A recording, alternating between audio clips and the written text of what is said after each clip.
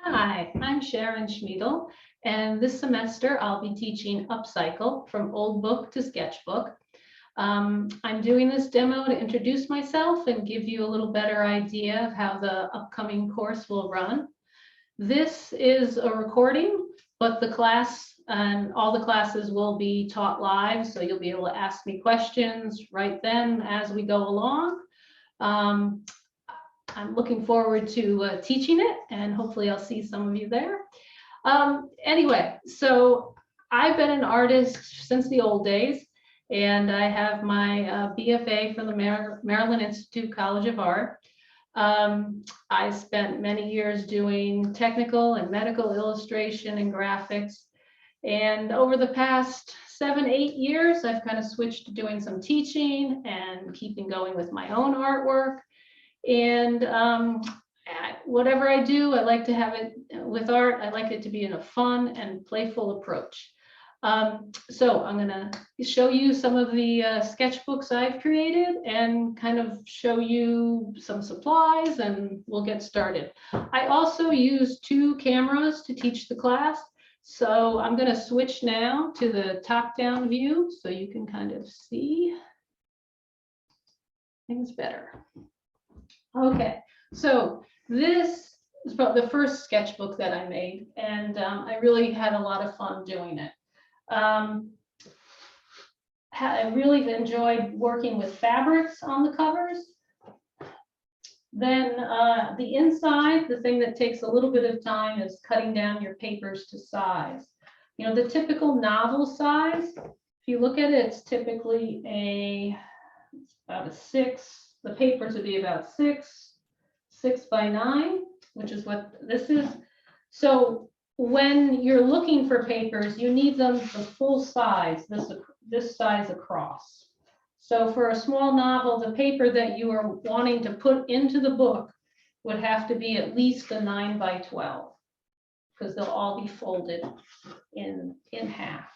And the way that I do them is we'll be going over pamphlet stitch. This will be the smaller ones with a 3-hole pamphlet stitch. And there's also, I do them, you do them in sections. So each section here of papers that I put together, and they can be mixed, right? I could have, I've got this rice paper next to a thicker drawing paper, into some thinner drawing papers. And each one here, you can kind of see a little bit better how it will be attached together, be sewn together. And instead of sewing it through here, I prefer the method of where we put a small piece of mat board in the spine, and we'll attach them. We'll sew them to that piece, and then that will get glued into the actual book spine. So here's a couple others. Again, I really like the feel of the fabric, and I'm using matte medium to glue these down. They just feel really nice in my hands.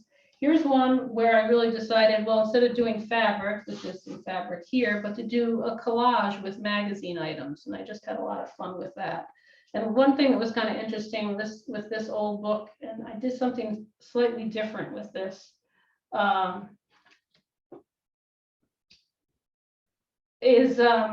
I've used some of the pages inside. This is an old Impressionist book, and I kind of surprised myself with, wasn't until I opened it up and I put the blue cover on that I realized that I was really working with the colors that were on the back too.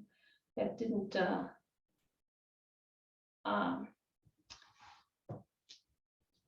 sorry, just got to do that little thing there, the got it thing of recording, sorry. All right, back to this.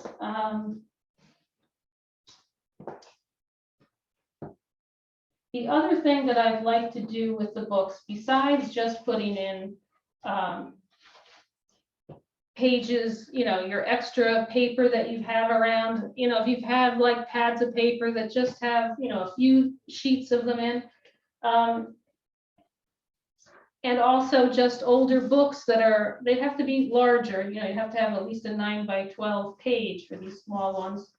But I like to put other things in here, like music. I like drawing on top of music scales.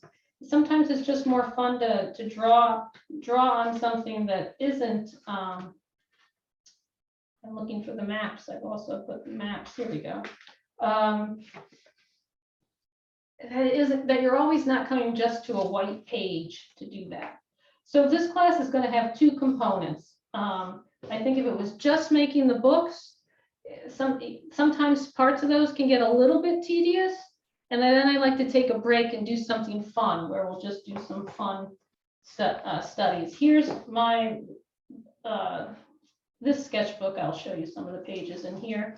I end up drawing my dog a lot. If you follow me on Instagram, I'm artwork_Sharon. And I then try to make them into compositions.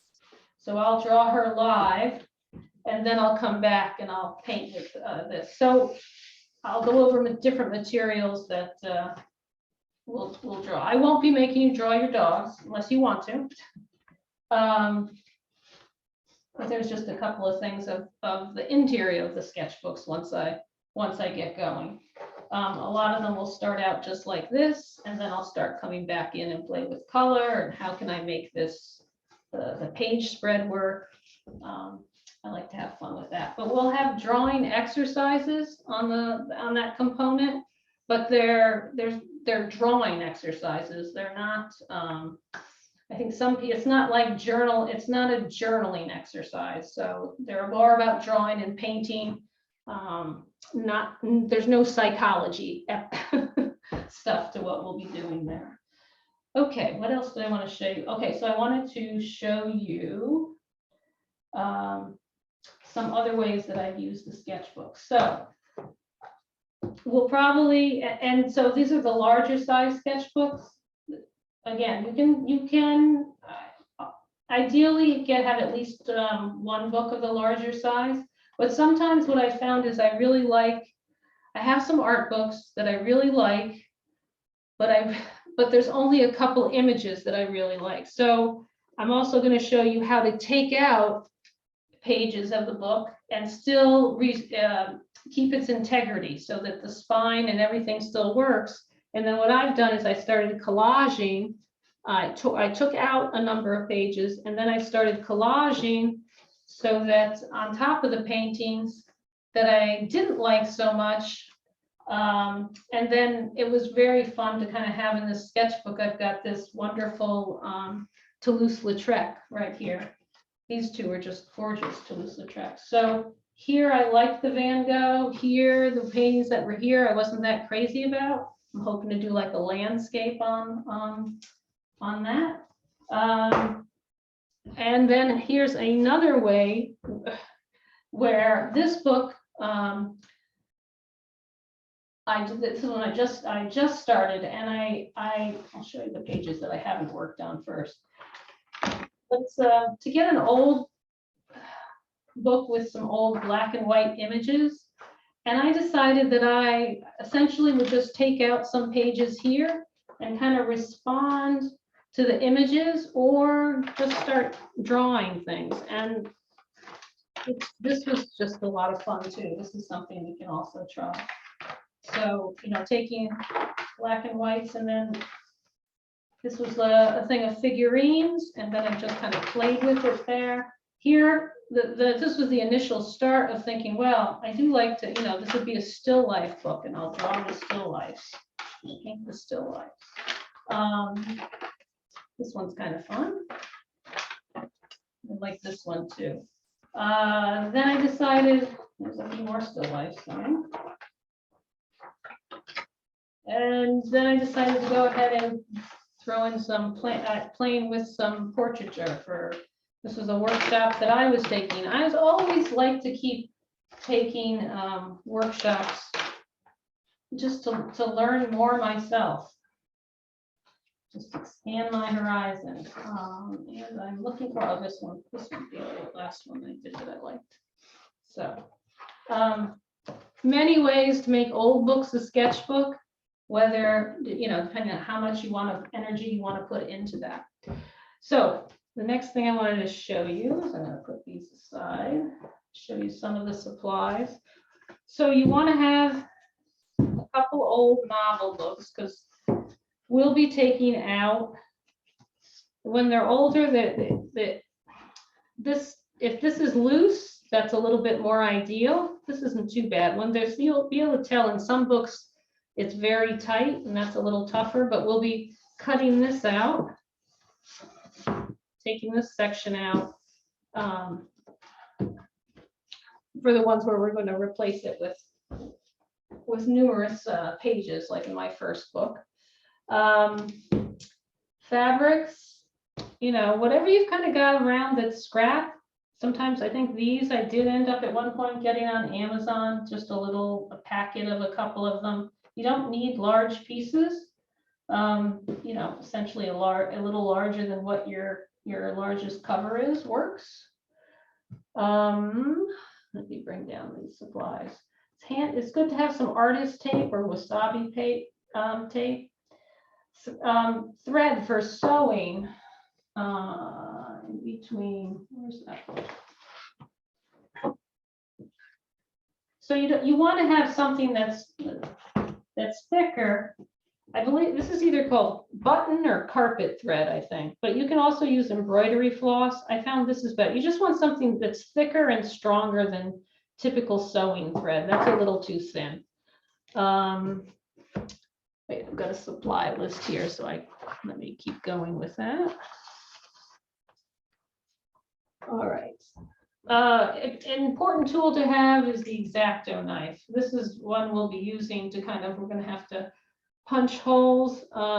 If you had a really small hole punch, that you could work with that too. I found that typically those holes are just too large for the size books. You don't want to be much thinner than an inch thickness on your book.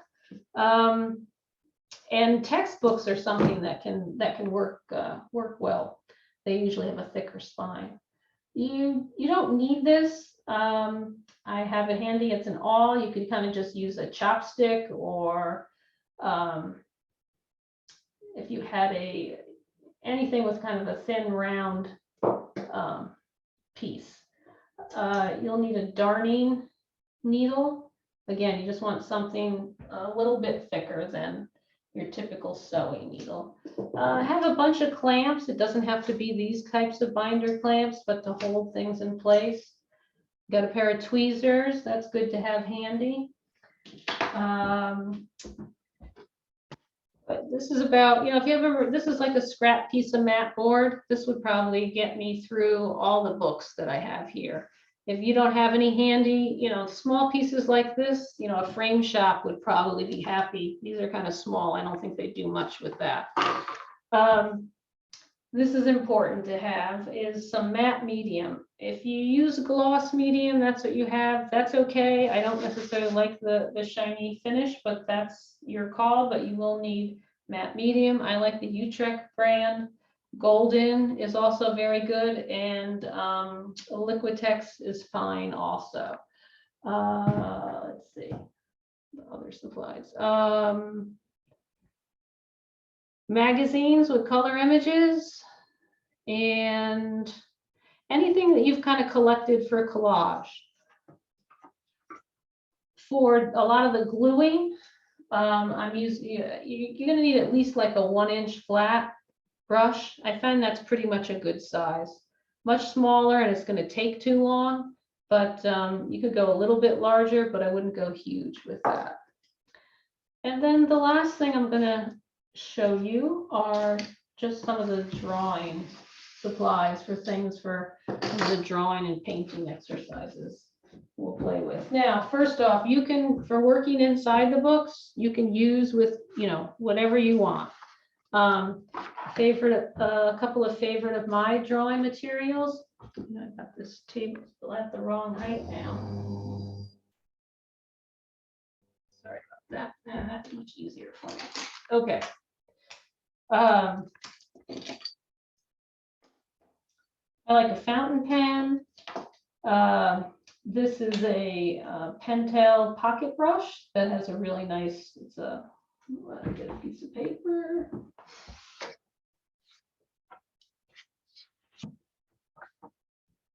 This has a really nice varied line. You don't have to have one. These are just things I like. You can use any type of pen that gives you a black line. Fountain pen. I like the Inktense pencils. And what's this? This is a Faber-Castell. I mean, any type of, you just want to get a little bit of color markings. And then for markers, I like the Posca markers. These are acrylic paint markers, and they can go on top of something that's very dark. They're pretty wonderful. But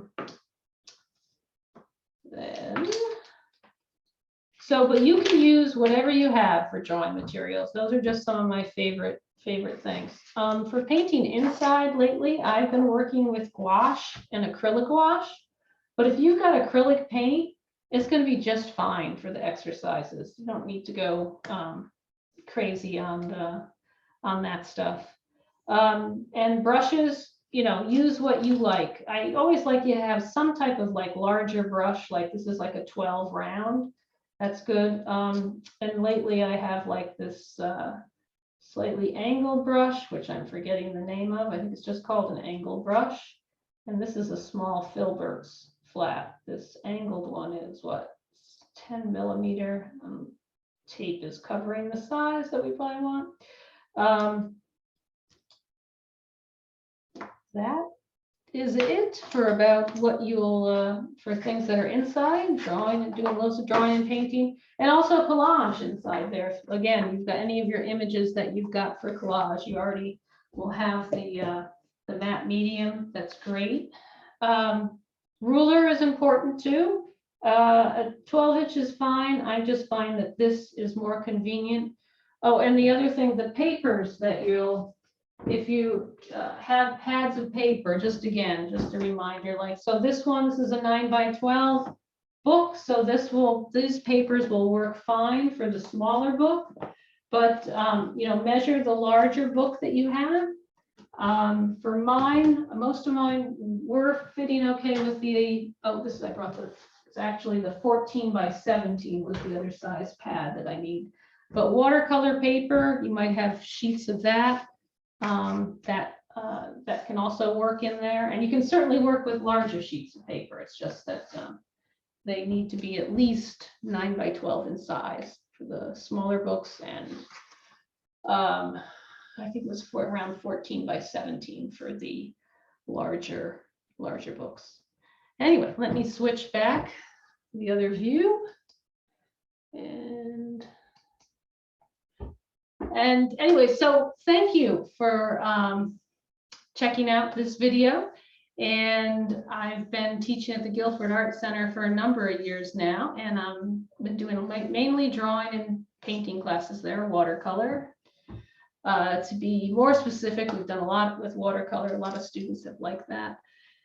And anyway, I'm excited to be able to try something different and bring a new class and a new medium. Well, I don't know if it's a totally new medium, but something different to the Art Center for this round. So again, thank you, and I hope to see you for my upcoming class, Upcycle, from old book to sketchbook. Thank you.